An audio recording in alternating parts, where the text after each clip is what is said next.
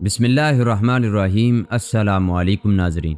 आज के इस वीडियो के अंदर हम आपको दुनिया के एक ऐसे ज़ालिम इंसान की हिस्ट्री बताने वाले हैं जिसकी गिनती अगर दुनिया के सबसे बड़े ज़ालिम हुक्मरान में की जाए तो शायद गलत नहीं होगा। इस इंसान ने अपने दौर में न सिर्फ हज़ारों लोगों को अपना कैदी बनाया बल्कि लाखों लोगों को कत्ल भी करवाया। जिस इंसान के बारे में ऐसा शक भी हो जाया करता था कि ये मेरे खिलाफ है, ये इसे हमेशा के लिए दुनिया से ख़त्म कर दिया करता था। ये इंसान इतना बड़ा जालिम था, इस बात का अंदाज़ा सिर्फ इस बात से लगाया जा सकता है कि इसने मुस्लिम होने के बावजूद भी मुसलमानों की सबसे अजीम यानी मुक़द्दस जगह काबा शरीफ पर हमला किया था, जिस हमले में न सिर्फ मक्का शहर को बल्कि काबे की इमारतों को भी भारी नुकसान हुआ था। नाज़रीन, आज हम इस वीडियो के अंदर आपको ये भी बताएंगे कि आखिर ये जालिम इंसान कौन था, कहाँ से था, किस दौर में था, आखिर इसने काबे पर हमला क्यों किया था। साथ ही साथ हम आपको ये भी बताएंगे आखिर इसकी मौत कितनी बुरी तरह हुई थी। सबसे पहले हम आपको ये भी बताते चलें कि जिस जालिम इंसान की हम बात कर रहे हैं इसका नाम हज्जाज बिन यूसुफ था, जो 661 ईस्वी में अरब के शहर ताइफ में पैदा हुआ था। इसके बारे में तारीख लिखने वाले लिखते हैं कि ये बचपन से ही हद से ज़्यादा सख्त मिजाज था और बचपन से ही अपने मन ही मन में ये सोचा करता था कि मैं बड़ा होकर ज़रूर हुक्मरान बनूंगा, क्योंकि मेरे रब ने मुझे हुक्मरानी के लिए ही पैदा किया है। और किस्मत से हज्जाज एक ऐसे इंसान के यहाँ नौकरी पाने में कामयाब हो गया था जो इंसान इस दौर की मुस्लिम सल्तनत यानी बनु उमैया के बादशाह अब्दुल मालिक मरवान का वज़ीर था। बस अब हज्जाज बिन यूसुफ किसी ऐसे मौके की तलाश कर रहा था कि जिसके ज़रिए से वो बादशाह के सामने अपनी ताकत और होशियारी को साबित कर सके।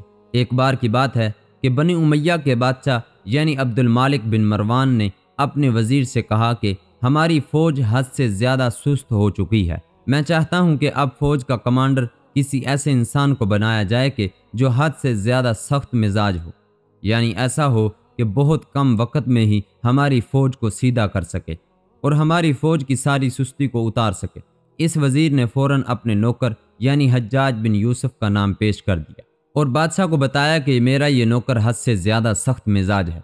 बस इस तरह से हज्जाज बिन यूसुफ को शाही महल में घुसने का आसान रास्ता मिल गया था। नाज़रीन, हज्जाज बिन यूसुफ ने फ़ौजी कमांडर बनते ही बहुत कम दिनों के अंदर पूरी फ़ौज को सीधा कर डाला था। वो फ़ौज में भी हर इस इंसान को कत्ल करवा दिया करता था कि जो इसके खिलाफ बोलने के बारे में सोचा भी करता था। बादशाह ने जब अपनी फ़ौज के अंदर इतने कम वक़्त के अंदर इतना ज़्यादा सुधार देखा तो हज्जाज बिन यूसुफ से बहुत खुश हुआ। इसने हज्जाज बिन यूसुफ की तारीफ़ करते हुए इसे हज्जाज का गवर्नर बना दिया। बस यहीं से हज्जाज बिन यूसुफ के जुल्म की वो दर्दनाक दास्तान शुरू हुई जो तारीख़ के औराक से कभी भी गायब ना हो सकेगी। नाज़रीन, हम आपको ये भी बताते चलें कि हज्जाज बिन यूसुफ को हज्जाज का गवर्नर बनाया गया था और हज्जाज इस दौर में इस पूरे इलाके को कहा जाता था कि जहाँ पर आज मक्का और मदीना जैसी पाक शहर मौजूद हैं। यही वजह है कि जब हज्जाज बिन यूसुफ ने हज्जाज के इलाकों में जाकर जुल्म व सितम करना शुरू किया तो मक्का मदीना जैसे पाक शहर में रहने वाले लोगों ने इसकी मुखालफत की, जिसके जवाब में हज्जाज ने मक्का मदीना में रहने वाले लोगों को भी नहीं बख्शा। हज़रत अब्दुल्ला बिन ज़ुबैर के जो इस दौर में मक्का शहर में अपनी नेक सीरत और अच्छे अखलाक की वजह से हर दिल अजीज़ थे, वो हज्जाज बिन यूसुफ के सबसे बड़े मुखालिफ थे। हज़रत अब्दुल्ला बिन ज़ुबैर न सिर्फ हज्जाज बिन यूसुफ बल्कि इसके बादशाह यानी अब्दुल मालिक बिन मरवान की भी मुखालफत किया करते थे और इनका मानना था कि हज्जाज बिन यूसुफ और इसका आका यानी अब्दुल मालिक बिन मरवान दोनों ही लोग जालिम और गलत पॉलिसी बनाते हैं। जुल्म के खिलाफ उठती हुई आवाज़ को देखते हुए हज्जाज बिन यूसुफ ने मक्का शहर पर भी हमला कर दिया था, जिस हमले में न सिर्फ मक्का शहर का एक बहुत बड़ा हिस्सा बर्बाद हुआ था बल्कि साथ साथ काबा जैसी पाक इमारतों को भी भारी नुकसान हुआ था। तारीख लिखने वाले लिखते हैं कि हज्जाज बिन यूसुफ ने इस हमले में मिनजनीक का इस्तेमाल किया था। वो मिनजनीक के ज़रिए से काबा के ऊपर पत्थर बरसाता था।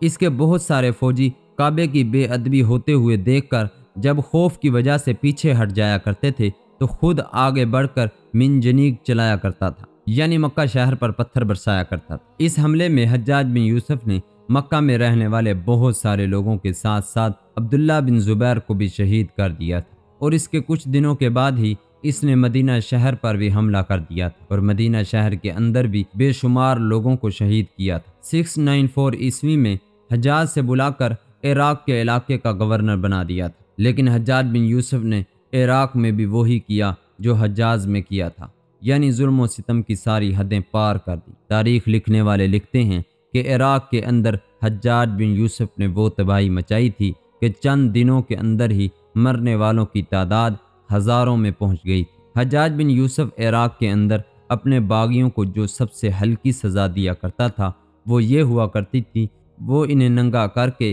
ایک ایسے قید خانے میں بند کر دیا کرتا تھا جس قید خانے کی چھت نہیں ہوا کرتی تھی، یعنی سردی اور گرمی کی وجہ سے ہی انسان ختم ہو جایا کرتا تھا۔ ایک حساب کے مطابق اس دور میں ایک ایسا وقت بھی آیا تھا جب اس طرح کے قیدیوں کی تعداد 50,000 سے بھی زائد ہو گئی تھی، اور حیرانی کی بات یہ ہے کہ اس میں 30,000 سے بھی زائد عورتیں تھیں۔ اس دور میں ہی حجاج بن یوسف نے مشہور صحابی یعنی حضرت انس بن مالک رضی اللہ تعالی عنہ کی شان میں گستاخی کر کے اس کے بیٹے کو بھی شہید کر دیا تھا، جس کی وجہ سے عراق کا ماحول بھی حد سے زیادہ خراب ہو گیا تھا۔ عراق پر لگ بھگ 20 سال اس نے حکومت کی۔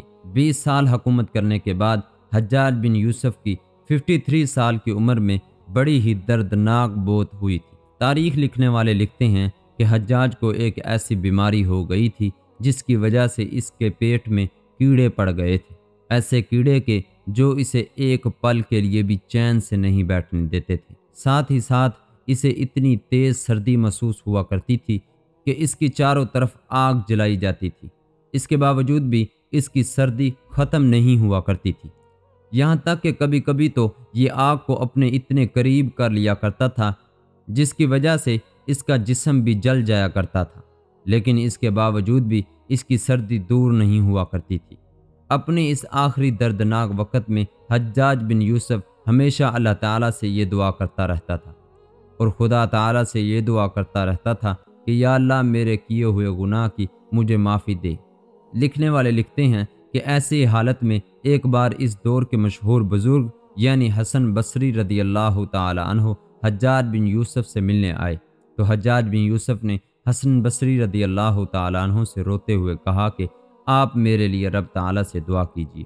اس پر حسن بصری نے حجاج بن یوسف سے کہا کہ میں تم سے کہا کرتا تھا کہ خدا تعالیٰ کے نیک بندوں کو نہ چھیڑو، لیکن تم نے میری ایک نہ سنی۔ اس پر حجاج نے کہا میں آپ سے یہ نہیں کہتا کہ آپ میرے لیے دعا کیجیے کہ اللہ تعالیٰ میری اس بیماری کو دور کر دے، لیکن میں تو یہ کہتا ہوں آپ میرے لیے یہ دعا کیجیے اللہ تعالیٰ میری اس بیماری کو ٹھیک نہ کرے لیکن مجھے جلد موت دے دے۔ بس اسی حالت میں ہی حجاج بن یوسف کی عراق کے مشہور شہر واسط میں موت آ گئی تھی۔ ناظرین، یہ تھا حجاج بن یوسف کا واقعہ جو آپ نے سماعت کیا۔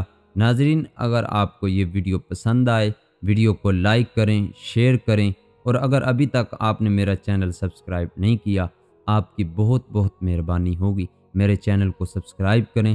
پھر ملتے ہیں اگلی ویڈیو کے اندر، اپنا خیال رکھیں۔ السلام علیکم۔